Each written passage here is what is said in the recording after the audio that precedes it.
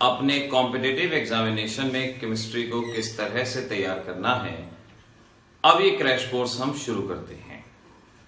फिलहाल क्योंकि NEET examination आने वाला है, उसको टारगेट रख के इसको बनाया गया है।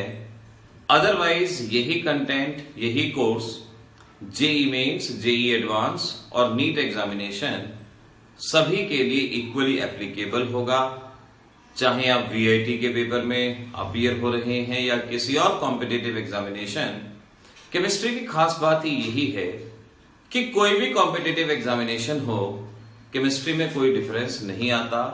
चाहे इंजीनियरिंग है, मेडिकल है, किसी स्टेट का मेडिकल इंजीनियरिंग एग्जामिनेशन है, ये हमेशा सेम ही रहेगा। तो इसीलिए इर्रिस्पेक्टिव आप कौन से स्टेट, कौन से एग्जामिनेशन में तैयारी कर रहे हैं, आपके लिए ये वीडियोस हर कॉम्पिटिटिव एग्जामिनेशन में हेल्पफुल रहेंगे। तो यहां पर हम शुरुआत करेंगे जनरल फिजिकल केमिस्ट्री या फिजिकल केमिस्ट्री से, जहां हमें कुछ कंसेप्ट को शुरू से सीखना होगा। वीडियोस के दौरान आप कंसेप्ट्स को सीखेंगे, अपने नोट्स बनाएंगे और फिर लास्ट में, आज के दिन के लास्ट में आपको एक्सरसाइज पब्लिश की जाएगी। उन एक्सरसाइज को आप सॉल्व करके देखेंगे। अगर एक दिन में कराया गया पूरा काम आपने एज इट इज कर लिया, तब आपकी तैयारी बिल्कुल सही दिशा में, सही डायरेक्शन में मानी जाएगी। यहां हम कोई एक दो चीज इंपॉर्टेंट बता के नहीं आगे बढ़ेंगे। हम बेसिक्स को डेवलप करेंगे, कंसेप्ट्स को डेवलप करेंगे। कोई क्वेश्चन जरूरी नहीं है कि वो पिछले एग्जाम्स में आ गया हो और वही एज इट इज अगले एग्जाम्स में आता चला जाए। अंदाजा जरूर हो सकता है, लेकिन ये कोई गारंटी नहीं है कि अगर मैं पिछले एग्जाम्स के क्वेश्चन को ही करके बता दूं आपको, तो वो आपकी तैयारी के लिए गारंटेड रहेगा, हरगिज नहीं। इसीलिए जरूरत है बेसिक्स डेवलप करने की।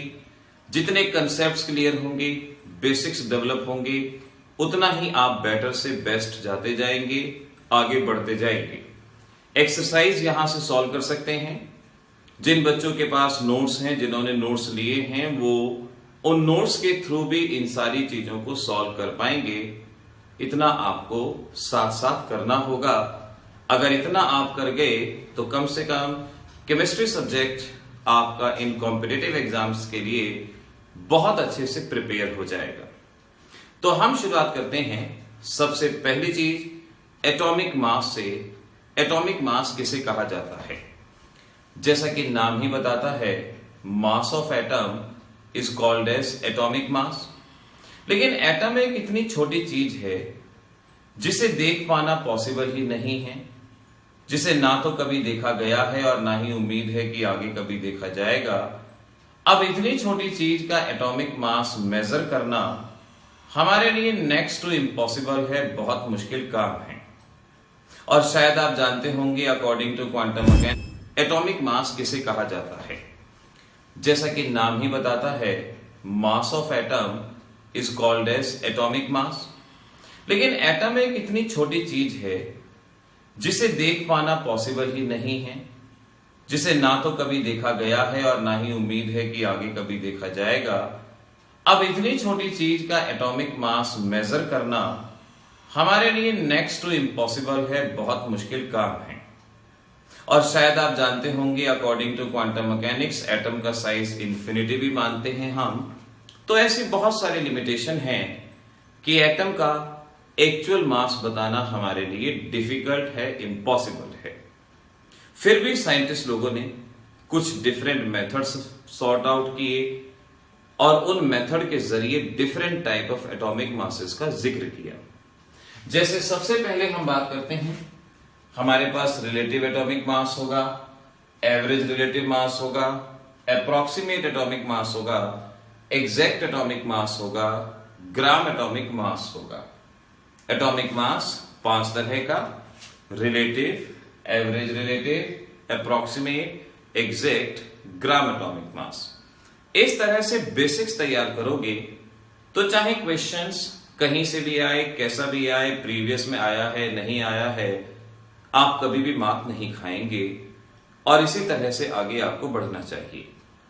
रिलेटिव एटॉमिक मास का मतलब है कार्बन 12 के विद रेस्पेक्ट जो किसी भी एटम का एटॉमिक मास बताते हैं उसे उसका रिलेटिव मास कहा जाता है। क्योंकि एटम बहुत छोटा हुआ करता था, उसको देखना पॉसिबल नहीं था, तो शुरुआत में कार्बन के विद रेस्पेक्ट एटॉमिक मासेस को कैलकुलेट किया गया और इन्हें रिलेटिव एटॉमिक मास कहा गया। जैसे मालूम पड़ा कि कोई सब्सटेंस कार्बन के सैंपल का डबल वेट कंसिस्ट करता है, तो कार्बन का एटॉमिक मास 12 मान लिया गया। दूसरा सब्सटेंस डबल वेट कंसिस्ट करता है तो उसका एटॉमिक मास कार्बन का डबल यानी 24 कंसीडर कर लिया गया। सपोज कहा गया सब्सटेंस X है और कार्बन है, दोनों का इक्वल वेट लिया। कार्बन का वेट 4 ग्राम आता है, सब्सटेंस का वेट 2 ग्राम आता है, तो मालूम पड़ा कि सब्सटेंस का वेट कार्बन से आधा है, कार्बन से हाफ है। कार्बन का एटॉमिक मास अगर 12 है तो सब्सटेंस का कितना होगा? 6 होगा। तो relative mass with respect to carbon 12 consider किया गया और इस तरह से एटॉमिक मासेस को फाइंड आउट करने की कोशिश की गई। जैसे हम जानते हैं हाइड्रोजन का एटॉमिक मास 1 हो गया, कार्बन का 12 हो गया, मैग्नीशियम का 24 हो गया। इस तरह से रिलेटिव एटॉमिक मासेस को फाइंड आउट किया गया। फिर आता है average relative mass. Average relative mass isotopes के केस में फाइंड आउट किया जाता है। ये आइसोटॉप्स के केस में बताया जाता है। जैसे आप जानते हैं क्लोरीन 35, क्लोरीन 37, क्लोरीन के 2 आइसोटॉप हैं। अब जब आप एक्सपेरिमेंट कर रहे हैं तो आप क्लोरीन का कौन सा एटॉमिक मास कंसीडर करेंगे? आप 35 कंसीडर करेंगे, 37 करेंगे। आधे स्टूडेंट्स 35 लेंगे, आधे 37 लेंगे, तो यहां पर तो प्रॉब्लम खड़ी हो जाएगी और कैलकुलेशंस का जवाब सही नहीं आएगा। तो इसी केस में एवरेज रिलेटिव मास लिया गया कि जहां पर भी आइसोटॉप्स थे हम इसका एवरेज निकालते थे। और एवरेज रिलेटिव मास कैसे होता था? Atomic mass of first into its abundance, atomic mass of second into its abundance divided by sum of abundance. Sum of abundance. Abundance का मतलब है कि हमारे एटमॉस्फेयर में उस आइसोटॉप की कितनी परसेंटेज है। जैसे मालूम पड़ा क्लोरीन 35, 75% क्लोरीन का क्लोरीन 35 होता है, 25% क्लोरीन 37 होता है। तो अगर हमें क्लोरीन का एवरेज निकालना हो तो हम क्या कहेंगे? Atomic mass of first 35, abundance 75, atomic mass of second abundance 25 divided by sum of abundance 75 plus 25, और इस तरीके से आप 35.5 ये इसका एवरेज एटॉमिक मास आएगा। तो एवरेज एटॉमिक मास कहां फाइंड आउट किया जाएगा? जहां आइसोटॉप्स एग्जिस्ट करेंगे। यहां एक पॉइंट नोट कर लीजिएगा कि अगर एटॉमिक मास फ्रैक्शन में है तो इसकी बहुत ज्यादा प्रोबेबिलिटी है कि वो एलिमेंट आइसोटॉप्स की फॉर्म में एग्जिस्ट करता है। आपके कॉम्पिटिटिव एग्जामिनेशन में क्वेश्चन आ जाएगा कि आपसे कह दिया आपके पास element X, atomic mass 2, Y 12, Z 13.5, बताएं इनमें से कौन आइसोटॉप्स की फॉर्म में एग्जिस्ट करता है। तो जहां जिसका एटॉमिक मास फ्रैक्शन में होगा वो आइसोटॉप्स की फॉर्म में एग्जिस्ट करेगा। ये आपके इस क्वेश्चन का आंसर रहेगा। साथ के साथ नोट्स बनाते जाइएगा। इसमें किसी भी तरह का आलस नहीं करेंगे, क्योंकि कई बार हमें लगता है कि चीजें हमें आती हैं लेकिन सही टाइम पे आप उस चीज को भूल जाते हैं। ये कोर्स है, हम क्रैश कोर्स की फॉर्म में इसे कर रहे हैं, इस किसी इंफॉर्मेशन की फॉर्म में नहीं। तो इसे आपने बिल्कुल अपनी क्लास बिहेवियर की तरह कंसिडर करना होगा। तो इस तरीके से relative atomic mass find out किया गया और फिर एवरेज रिलेटिव मास, और इसके बेसिस पे क्या क्वेश्चन आया वो हमने देखा। अप्रॉक्सीमेट एटॉमिक मास ये मेटल और सॉलिड एलिमेंट के लिए फाइंड आउट किया जाता है, हर एक के लिए नहीं, मेटल और सॉलिड के लिए। और एक्सेप्शंस में ध्यान रखेंगे बेरिलियम, बोरॉन, कार्बन, सिलिकॉन, इनके अलावा जितने भी मेटल या सॉलिड हैं उनके लिए अप्रोक्सीमेट एटॉमिक मास का इस्तेमाल किया जाता है। डुलन्स और पेटाइट्स लॉ भी इसको कहा जाता है। तो डुलन्स और पेटाइट्स लॉ कहां एप्लीकेबल होगा? मेटल और सॉलिड में, एक्सेप्ट दीज, इस बात को याद रखना। और डुलन्स और पेटाइट लॉ में यह कहा गया कि एटॉमिक मास, जिसे हम अप्रोक्सीमेट एटॉमिक मास मान रहे हैं, into specific heat is equal to 6.4। Dulong's और पेटाइट्स लॉ में कहा गया the product of approximate atomic mass and specific heat is equal to 6.4 और approximate atomic mass is equal to 6.4 divided by specific heat. तो अगर आपको specific heat दी गई है तो आप उसमें इस फार्मूले की हेल्प से approximate atomic mass find out कर सकते हैं। स्पेसिफिक हीट किसे कहा जाता है?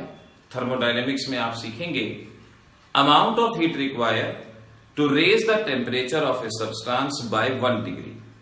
किसी भी सब्सटेंस का टेम्परेचर 1 डिग्री बढ़ाना है, जो हीट देनी चाहिए, जो हीट देनी पड़ती है, उसे स्पेसिफिक हीट कहा जाता है। सभी पॉइंट्स साथ साथ नोट होते रहें, ध्यान रखना। अब जैसे क्वेश्चन कहा कि एलिमेंट X स्पेसिफिक हीट है 0.4 इसकी स्पेसिफिक हीट है। अप्रोक्सीमेट एटॉमिक मास बताना है, क्या होगा? So you can understand 6.4 0.4 cancel out हुआ और यहां से आप इसको सॉल्व कर लेंगे और आपका जवाब आ जाएगा दिस इज 1, 2 बचा, दिस इज इतना, और इस तरह से आप बाकी कैलकुलेशन कर लेंगे और इसका आप अप्रोक्सीमेट एटॉमिक मास बता सकते हैं। तो इस तरह से अप्रोक्सीमेट एटॉमिक मास कहां एप्लीकेबल हुआ? मेटल और सॉलिड में। इसमें क्वेश्चन आता रहा है कि इनमें से कहां डुलन्स और पेटाइट लॉ एप्लीकेबल नहीं होगा? तो मेटल और सॉलिड एलिमेंट में होगा एक्सेप्ट दीज, ये याद रखें। एग्जैक्ट एटॉमिक मास का वही फार्मूला जिससे पीरियोडिक टेबल डेवलप हुई, पीरियोडिक टेबल को बनाया गया। और एग्जैक्ट एटॉमिक मास का फार्मूला आप याद रखेंगे, this is equal to valency into equivalent mass. अगर हमें किसी की वैलेंसी पता है, इक्विवेलेंट मास पता है, हम एग्जैक्ट एटॉमिक मास बता सकते हैं, क्या रहेगा? जैसे कहा गया ट्राईवैलेंट एटम है और इसका इक्विवेलेंट मास 9 है, बताओ एग्जैक्ट एटॉमिक मास क्या होगा? ट्राईवैलेंट है तो वैलेंसी 3, इक्विवेलेंट मास 9, तो ये हो गया 27। और इसी तरह से इस फार्मूले का इस्तेमाल वैलेंसी फाइंड आउट करने के लिए भी किया जाता है। और वैलेंसी क्या होगी?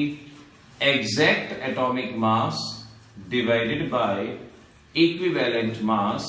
इस तरह से हम वैलेंसी भी निकाल पाएंगे। किसी एलिमेंट का आपको इक्विवेलेंट मास दे दिया और आपसे कहा कि वैलेंसी बताओ, चार्ज बताओ, क्या होगा? जैसे आपसे कहा कि एल्यूमिनियम का इक्विवेलेंट मास 9 है, बताओ वैलेंसी क्या होगी? अब एल्यूमिनियम का एटॉमिक मास कितना होगा? 27, और इक्विवेलेंट मास क्या हो गया? 9, तो 27/9 आपके पास आपका जवाब आ जाएगा कि वैलेंसी वहां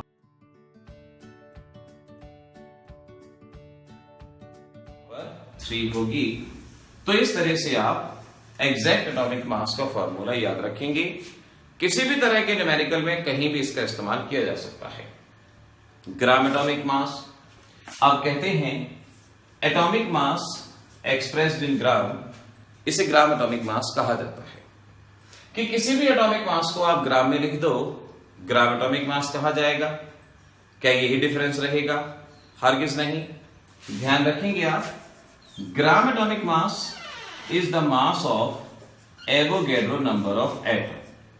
It is the mass of Avogadro number of atom. उसे ग्राम एटॉमिक मास कहा जाएगा। जैसे मैं कहता हूं कार्बन का एटॉमिक मास 12 AMU है और ग्राम एटॉमिक मास 12 ग्राम, तो कार्बन के 12 ग्राम के अंदर इतने सारे एटम प्रेजेंट होंगे। आपसे पूछ सकते हैं कि भाई ये बताओ कि एटॉमिक मास और ग्राम एटॉमिक मास में डिफरेंस क्या है? तो हम क्या कहेंगे?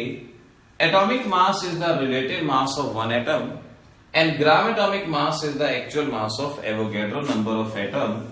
ये आप याद रखेंगे।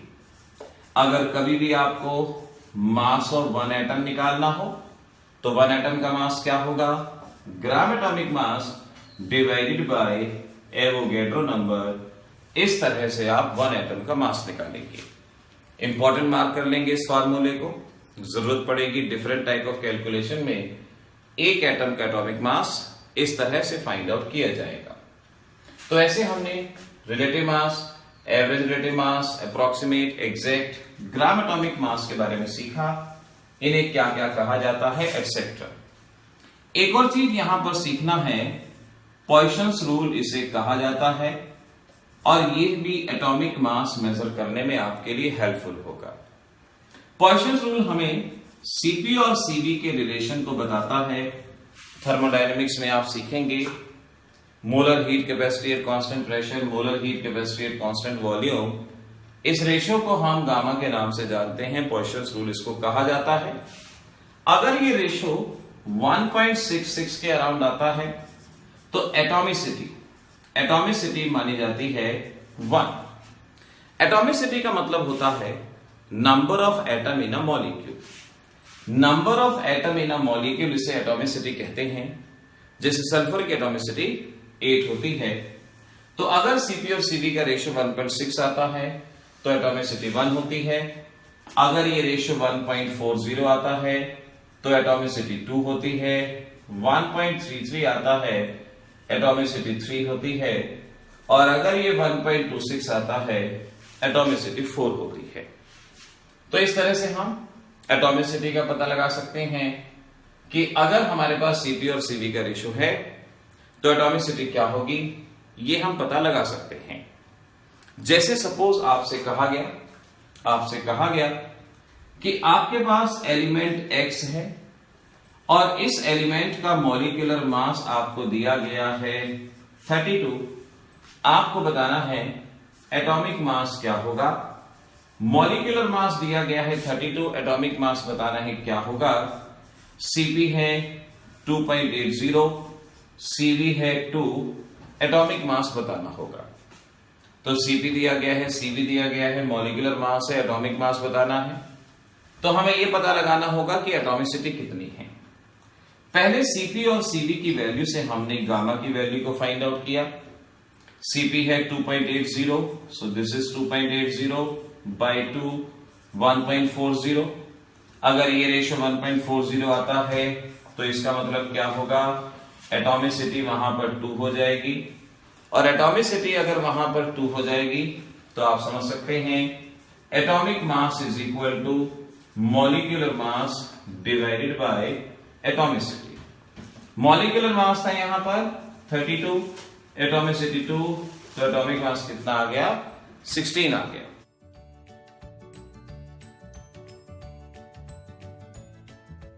तो इस तरीके से कैसी भी प्रॉब्लम रहेंगी आप पॉइसन्स रूल को यहां पर ध्यान रखेंगे और पॉइसन्स रूल के अकॉर्डिंगली आप इस चीज की कैलकुलेशन कर सकते हैं और ये सारी की सारी चीजें बता सकते हैं। तो अभी हमने जितने तरह के एटॉमिक मासेस बताए वो सभी शॉर्ट नोट्स में तैयार रहें। जिस तरह के क्वेश्चन बताए वो भी शॉर्ट नोट्स में तैयार रहें।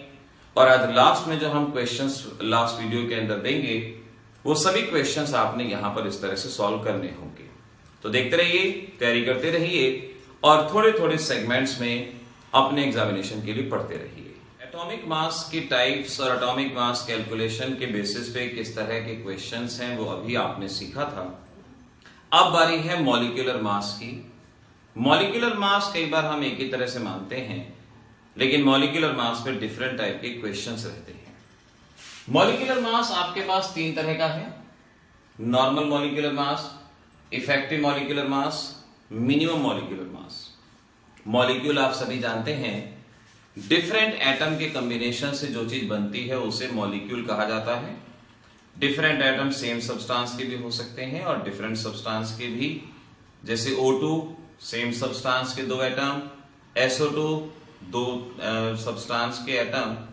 तो इस तरह से हम कहेंगे जब 2 या 2 से ज्यादा एटम आपस में कंबाइन होते हैं मॉलिक्यूल बनता है और उनके मास को मॉलिक्यूलर मास कहते हैं। और मॉलिक्यूलर मास 3 तरह का। नॉर्मल मॉलिक्यूलर मास एक simple method normal molecular mass से हमारा मतलब होगा sum of various atomic masses. Sum of various atomic masses in a molecule, उसे नॉर्मल मॉलिक्यूलर मास कहा जाता है। जैसे आपको ग्लूकोज का मॉलिक्यूलर मास बताना है, नॉर्मल मॉलिक्यूलर मास होगा एटॉमिक मास ऑफ कार्बन।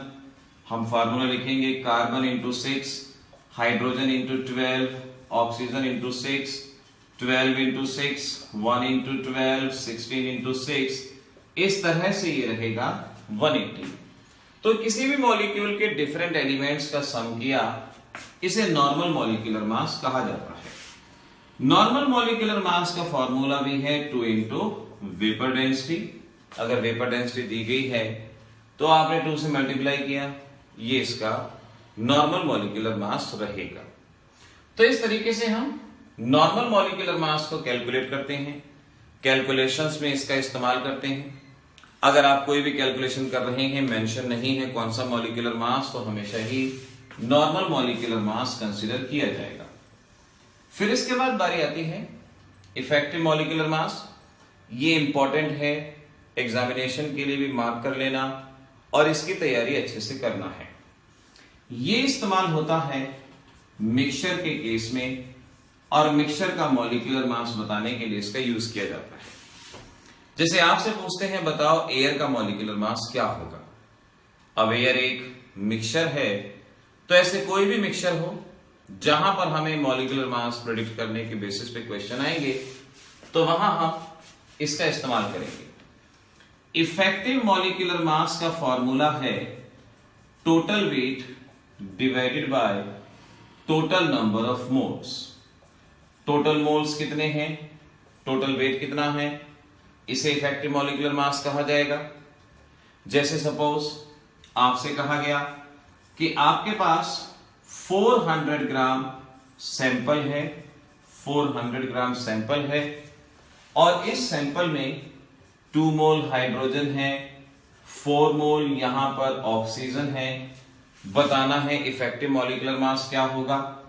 तो इफेक्टिव मॉलिक्यूलर मास हमने देखा किस तरह से हम बताएंगे। टोटल वेट गिवन है 400, टोटल मोल्स 2 + 4 6, तो 400 by 6 कैलकुलेशन कर लेंगे, ये इसका इफेक्टिव मॉलिक्यूलर मास कहलाया जाएगा। इस तरह से हम effective molecular mass find out कर सकते हैं। आपसे कहा गया कि आपके पास 40 ग्राम O2 है, 40 ग्राम O2 है, या 42 की बजाय हम यहां ले लेते हैं 32 ग्राम O2 है।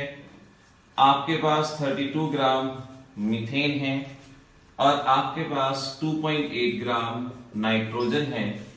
आपको इसका इफेक्टिव मॉलिक्यूलर मास बताना है। तो इफेक्टिव मॉलिक्यूलर मास बताने के लिए टोटल वेट होना चाहिए, जो कि सभी का दिया गया है। मोल्स होने चाहिए, मोल्स कैलकुलेट कर लो। नंबर ऑफ मोल्स क्या होते हैं, वेट अपॉन मॉलिक्यूलर मास 1 आ जाएगा।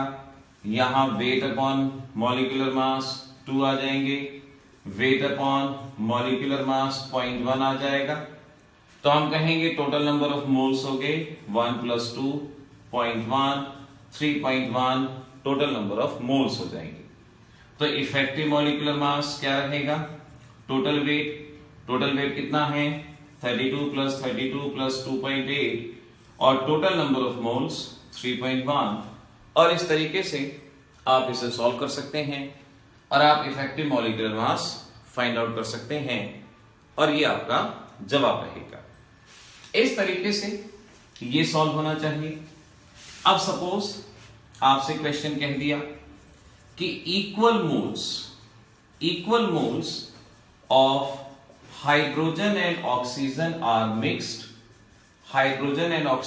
Mixed, find out molecular mass और इफेक्टिव मॉलिक्यूलर मास। इनके इक्वल नंबर ऑफ मोल्स को मिक्स किया गया है। लेट हम मान लेते हैं हमारे पास number of moles of hydrogen है, हाइड्रोजन के नंबर ऑफ मोल्स है हमारे पास x, हमारे पास ऑक्सीजन के नंबर ऑफ मोल भी सेम रहेंगे, क्योंकि इक्वल नंबर ऑफ मोल्स को यहां पर मिक्स किया गया है। इसके मोल्स है x, तो इसके मोल्स भी हमारे पास x हो जाएंगे। और अगर हमें हाइड्रोजन का वेट निकालना हो तो वेट हमारे पास क्या होता है, मोल इंटू मॉलिक्यूलर मास, ये होता है। अगर हमारे पास हाइड्रोजन के मोल x हैं तो मॉलिक्यूलर मास 2, तो इस तरह से कहेंगे वेट कितना हो जाएगा 2x। यहां देखो ऑक्सीजन का वेट निकालना है, मोल से x 32, तो ये हो जाएगा 32x। टोटल वेट कितना हो जाएगा, टोटल वेट आप निकालो, ये 2x प्लस 32x यानी 34x, ये हमारे पास टोटल वेट हो जाएगा। अब इफेक्टिव मॉलिक्यूलर मास निकालना है आपको। टोटल वेट कितना हो गया 34x divided by total moles x plus x 2x, x से x कैंसिल आउट हो गया, और इस तरह से ये 17 इसका इफेक्टिव मॉलिक्यूलर मास पूछा जाएगा। तो इस तरीके से आपने मिक्सचर के केस में फाइंड आउट करना है इफेक्टिव मॉलिक्यूलर मास क्या होगा। होमवर्क में यहां पर क्वेश्चन देता हूं कि find out the effective molecular mass of air. Air का इफेक्टिव मॉलिक्यूलर मास बताएंगे क्या होगा, इंपॉर्टेंट मार्कर लेंगे। और एक और क्वेश्चन लिख लीजिए, मैं यहां लिख देता हूं जिससे कि आपको आसानी रहे। पहला क्वेश्चन है find out molecular mass of air. Air का मॉलिक्यूलर मास बताना है। और दूसरा क्वेश्चन है equal weight of hydrogen and oxygen are mixed. दोनों का इक्वल वेट मिक्स किया गया, आपको बताना है मॉलिक्यूलर मास क्या होगा। अभी मैंने क्वेश्चन सॉल्व किया था, वहां उनके equal number of moles mix किए थे, लेकिन यहां इक्वल वेट मिक्स किया है। इक्वल वेट मिक्स किया, पता लगाना है मॉलिक्यूलर मास क्या होगा। इस तरीके से इफेक्टिव मॉलिक्यूलर मास आपको सॉल्व करना होगा। फार्मूला याद रखें, कहां इस्तेमाल होगा, कैसे होगा, किस तरह के क्वेश्चन पूछे गए हैं, पूछे जा सकते हैं, यह आपको बता दिया गया है। फिर दोबारा से कहूंगा, बेसिक्स पे वर्क कीजिए, वो ज्यादा हेल्पफुल होगा। हम कई बार कह तो देते हैं कि आप 10 ईयर्स कीजिए, अच्छे से कीजिए, लेकिन एग्जामिनर सिर्फ 10 ईयर में से क्वेश्चन दें, वो बाउंड नहीं है, कहीं से भी क्वेश्चन दे सकते हैं। अगर आपके बेसिक स्ट्रांग होंगे तभी आप आगे बढ़ेंगे। टॉपर वही बनता है जिसके बेसिक स्ट्रांग हो। बेसिक स्ट्रांग करने के साथ साथ प्रैक्टिस हो, वही हमेशा टॉपर बनता है। मिनिमम मॉलिक्यूलर मास की अगर हम बात करें तो मिनिमम मॉलिक्यूलर मास ये इस्तेमाल किया जाता है in case of polymers and macromolecule. यहां पर इसका यूज किया जाता है। जितने भी पॉलीमर हैं या मैक्रोमोलिक्यूल हैं और मिनिमम मॉलिक्यूलर मास के ऊपर क्वेश्चंस पास्ट में पूछे गए हैं। Formula 100 into atomic mass divided by percentage. 100 into atomic mass divided by percentage. जैसे बड़ा फेमस क्वेश्चन है कि इंसुलिन कंसिस्ट ऑफ 3.4% सल्फर, बताएं मिनिमम मॉलिक्यूलर मास क्या होगा। इंसुलिन के अंदर 3.4% सल्फर है। बहुत फेमस क्वेश्चन है, कई बार पूछा गया है, हर बुक में मिलता है। मिनिमम मॉलिक्यूलर मास क्या होगा, so you can understand. Minimum molecular mass निकालने के लिए आपको करना क्या होगा, 100 इंटू एटॉमिक मास जिसकी परसेंटेज दी गई है, उसका एटॉमिक मास यानी 32 डिवाइडेड बाय परसेंटेज 3.4। इस तरह से आप minimum molecular mass find out करेंगे। तो ऐसे आपको परसेंटेज दी जाए, मिनिमम मॉलिक्यूलर मास कहा जाए तो इस फार्मूले को याद रखेंगे, मिक्सचर कहा जाए इसे याद रखेंगे, और लास्ट में सीख लेते हैं यूनिट। एटॉमिक मास की यूनिट होती है AMU या U।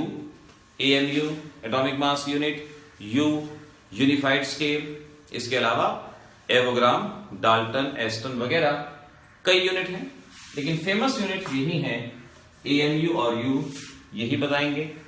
मॉलिक्यूलर मास क्योंकि एटॉमिक मासेस का सम होता है, तो मॉलिक्यूलर मास की यूनिट भी आप याद रखेंगे AMU and. Remember one thing, numericals में याद रखना है, अगर एटॉमिक मास पूछा है तो AMU, ग्राम एटॉमिक मास पूछा है तो ग्राम, और अगर मोलर मास पूछा है तो ग्राम पर मोल। इस तरह से यूनिट्स को आप बता पाएंगे। तो ऐसे अभी हमने एटॉमिक मास किसे कहते हैं, मॉलिक्यूलर मास किसे कहते हैं, कैसे फाइंड आउट करते हैं, इनके बेसिक कंसेप्ट को लिया। और बेसिक स्ट्रांग होंगे तो खुद भी मन करेगा तैयारी करने का। And remember, step by step you gone ahead. Come soon very fast. Next video के अंदर हमारा टॉपिक रहेगा मोल कंसेप्ट, तो मोल कंसेप्ट भी हो जाएगा, ये सारी चीजें हो जाएंगी। तो एनसीईआरटी का क्लास 11th का हमारा फर्स्ट चैप्टर ऑलमोस्ट तैयार होने को होगा और बेसिक्स हमारे स्ट्रांग होंगे तो ये पूरी की पूरी केमिस्ट्री में बार बार रिपीट होते हैं। तो पढ़ते रहिए, तैयारी करते रहिए, नोट्स बनाते रहिए, न्यूमेरिकल सॉल्व करते रहिए।